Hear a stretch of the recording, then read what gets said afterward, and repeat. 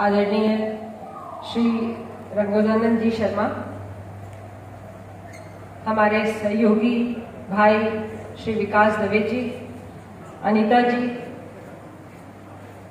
लेखिका दादा पंत जी, लेखिका संघ की सभी बहनें, सारे अन्य रचना धर्मी जो यहाँ बैठे हैं वे, और हमारे प्यारे बच्चों, मैं आपको बहुत बधाई देती हूँ इस बहुत सुंदर कार्यक्रम के लिए। आपने बच्चों को आज इस कार्यक्रम में शामिल किया, उनकी प्रस्तुतियाँ हुई, उनकी रचनात्मकता को एक दिशा दी, इसके लिए भी मैं आपको बधाई देती हूँ। जिन बहनों की पुस्तकों का आज लोकार्पण हुआ उनको भी मैं बधाई देती हूँ। आप भविष्य में और रचना कर्म करती रहें। आप सबको बहुत बहुत मेरी शुभकामनाएं।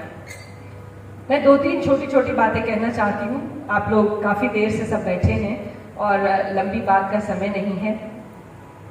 अभी दुर्गा पूजा, मैं जहाँ की रहने वाली हूँ पूर्वी भारत की, लोग बात कई बार उत्तर भारत दक्षिण भारत कहते हैं, भूल जाते हैं कि 4 दिशाएं होती हैं। मैं पूर्वी भारत की रहने वाली हूँ, तो हमारा बहुत बड़ा पर्व चल रहा है दुर्गा पूजा का। और दुर्गा पूजा में हम लोग आमतौर पर दुर्गा सप्तशती को पढ़ा करते हैं। दुर्गा सप्तशती में एक जगह उन्होंने कहा, मार्कंडेय ऋषि ने, समस्त विद्या स्तव देवी भेदा, स्त्रियः समस्ता सकला जगत्सु।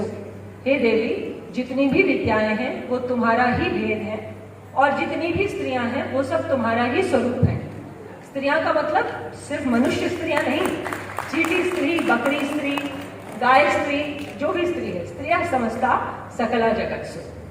और अंत में जब हम दुर्गा सप्तशती का पाठ कर लेते हैं तो हमें सूक्तों का पाठ करना पड़ता है। सूक्त आप जानते हैं कि वेदों से आते हैं, और वेदों का में जो एक सूक्त दशम मंडल का है जो हम पढ़ते हैं, वो एक ऋषि ने लिखा है जिसका नाम है वागंभृणी, यानी अम्भृणी ऋषि की बेटी वाक। वाक यानी सरस्वती भी कहते हैं। और वो जो सूक्त शुरू करती है, मैं सूक्त नहीं सुनाऊंगी, लेकिन मैं सिर्फ पहली लाइन आपको बताना चाहती हूँ। वो कहती है, अहम राष्ट्री संगमनी वसुनाम चिकितुषी प्रथमा याज्ञियाना, यानी सभी देवताओं में मैं पहली याज्ञी हूँ।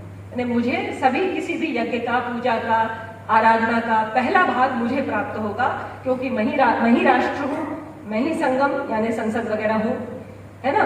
वसुनाम चिकितुषी, जो कुछ भी है उसके मैं देखभाल करने वाली मैं ही हूँ। तो वो इससे शुरू करती है, और वो ऋषि थी। लेकिन एक दुर्भाग्य जरूर है कि कुछ समय तक स्त्रियों ने जिस भी कारण से शिक्षा से मुंह मोड़ा और अपनी ही रचे हुए वेदों को पढ़ना छोड़ दिया। इससे उनके आत्मशक्ति में, आत्मबल में, आत्म सम्मान में कमी हुई। इस तथ्य को हमको मानना पड़ेगा, और इसलिए हमें, हमारे लिए ये बहुत ज़रूरी है कि हम जाने कि हमें शिक्षित होना बहुत ज़रूरी है। ये जाने कि हमें पढ़ना बहुत ज़रूरी है। जैसे ही अक्षर ज्ञान हो जाए, 10 शब्द आ जाए तो हम लिखने लग जाएं, ये एक अहंकार है। उस अहंकार से निकलकर हम पढ़ें और जानें कि हमसे पहले क्या क्या लिखा गया है लोगों ने, क्योंकि पढ़ना एक अद्भुत हथियार है जिसके माध्यम से हम अनेक जीवन जी लेते हैं। वरना मनुष्य तो एक जीवन जीता है, साकांक्ष रूप से 50-60 साल जीता है। कुछ दिन शैशव में निकल जाते हैं, कुछ दिन वृद्धावस्था में निकल जाते हैं। तो साकांक्ष जीवन 50-60-70 साल, 75 साल का होता है। उस 75 साल के जीवन में एक अपना ही जीवन जी सकते हैं। लेकिन जब हम पढ़ते हैं तो हम अनेक जीवन जी लेते हैं, क्योंकि जो भी लिखता है वो अपने जीवन के निचोड़ को लिखते हैं। इसलिए पढ़ना बहुत आवश्यक है। ये एक निवेदन मैं आप लोगों से करना चाहती हूँ। आप हमारी स्वतंत्रता का 75वां वर्ष मना रहे हैं, बहुत खुशी की बात है। मैं इससे भी संबंधित स्त्रियों की बात आपसे करना चाहती हूँ, बहुत ही मुद्दे की बात, और भारत की बात करना चाहती हूँ, क्योंकि भारत बहुत हुआ आज।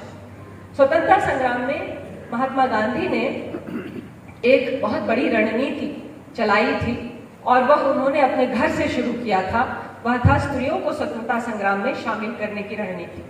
जब वो साउथ अफ्रीका में थे तभी उन्होंने कस्तूरबा माता से अंग्रेजों का विरोध करवाया था, और अंग्रेजों का विरोध करवाकर पहली बार उन्होंने कस्तूरबा माता को प्रेरित किया था कि आप जेल जाइए, स्त्रियों को लेकर के आंदोलन कीजिए। उसके बाद जब वो भारत लौटे तो जब वो चंपारण में नीलों वाला सत्याग्रह कर रहे थे तो कस्तूरबा जी वहां पर बुनियादी विद्यालय बना रही थी। कुछ दुष्टों ने उस विद्यालय को जला दिया था। तो उस पेट का ऑपरेशन होने के बावजूद तगाड़ी में बालू भर भर के उनको कहते थे कि अब वो जला दिया है तो आप पुनः निर्माण कीजिए, और पुनः निर्माण करवाया।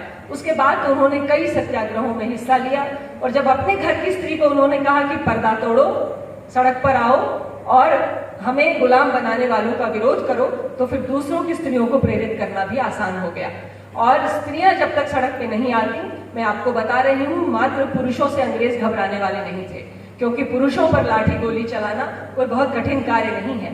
लेकिन जब धरासड़ा में दांडी सत्याग्रह के बाद धरासड़ा में जब सबसे आगे उन्होंने सरोजिनी नायडू को रखा, और अंग्रेजों ने जब उनको मारा और सरोजिनी नायडू के खून बहता हुआ फोटो, सर से खून बहता हुआ फोटो जब पूरे दुनिया में छपा, तो सभ्यता के पुरोधा मानने वाले अंग्रेजों को नीचा देखना पड़ा। और जेलें अंग्रेजों की मात्र पुरुषों से नहीं भरी गई थी, स्त्रियों से भी भरी गई थी।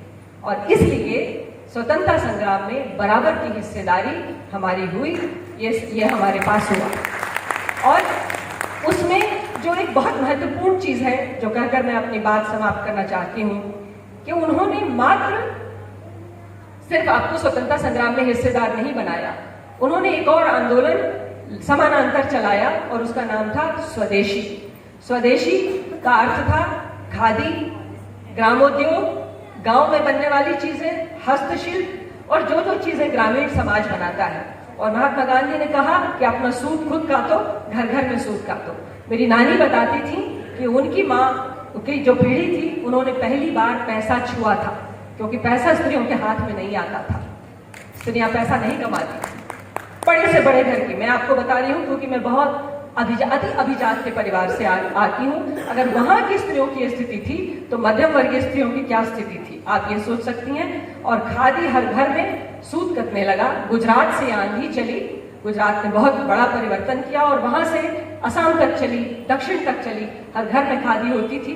तो हर हाथ को काम और हर मुंह को दाना, हर अंटी में थोड़ा पैसा, ये उन्होंने, महात्मा गांधी ने स्त्रियों को खादी से जोड़कर किया। हम जब कहते हैं भारत माता की जय, तो एक जगह पंडित नेहरू कहते हैं कि भारत माता कौन है? क्या ये भूभाग है? क्या ये नदियां हैं? क्या ये पहाड़ है? क्या ये पेड़ है? भारत माता कौन है? हर वो जीव जंतु जो भारत में रहता है, वह भारत माता है। हम सब, आप सब भारत माता है। तो जब हम भारत माता की जय कहते हैं, और हम देशभक्ति के गीतों में एकदम प्रेरित हो जाते, आनंदित हो जाते हैं, बच्चों की पीठ थपा, बच्चा तुमने क्या बढ़िया गाया। लेकिन हम उसके थोड़ी ही देर बाद सड़क पे चलते हुए हम उन भारत माताओं को सबको भूल जाते हैं, जो मनुष्य की शक्ल में, गाय की शक्ल में, कुत्ते की शक्ल में, चिड़िया की शक्ल में इस भारत माता को आबाद कर रहे हैं, उसकी चिंता नहीं करते। तो मेरा सिर्फ इतना निवेदन है, ये बहुत सुंदर सुंदर बातें आप सब लोगों ने कही, कहते हैं हम चिंता करें वह उस भारत माता की जो हम सब हैं, जिनमें हम सब की हिस्सेदारी है। और हम इस बात को याद रखें, ये स्वतंत्रता हम सब की भागीदारी से आई है, कोई एक छूटा नहीं था, सबकी भागीदारी से स्वतंत्रता आई है। इसकी रक्षा करना और उसके साथ इस भारत माता की जय कराना, क्योंकि हमारे ऊपर गहने लदे रहें और किसी के पास पहनने को वस्त्र भी ना हो, तो वो भारत माता के लिए लज्जा का विषय है। इसलिए बांटें और सबके साथ में जितना हो सके उतना उस परिवार को बढ़ाएं। जो बहुत सुंदर बात अभी हमारे आदरणीय शर्मा जी ने कही कि जोड़ें और अपने पास जो है वो बांटें, है ना, जो अपने पास है वो बांटे, कि मैं भी भूखा ना रहूं, साधुन भूखा जाए, और वो बांटे और जोड़ें। और जोड़ने का काम तो स्त्री तत्व ही कर सकता है। मैं स्त्री तत्व इसलिए कहती हूँ क्योंकि मैं स्त्री और पुरुष अलग अलग नहीं मानती हूँ। हमारे शर्मा जी हों या विकास भैया हों, दोनों में से कोई भी अकेले अपने पिता से पैदा नहीं हुए।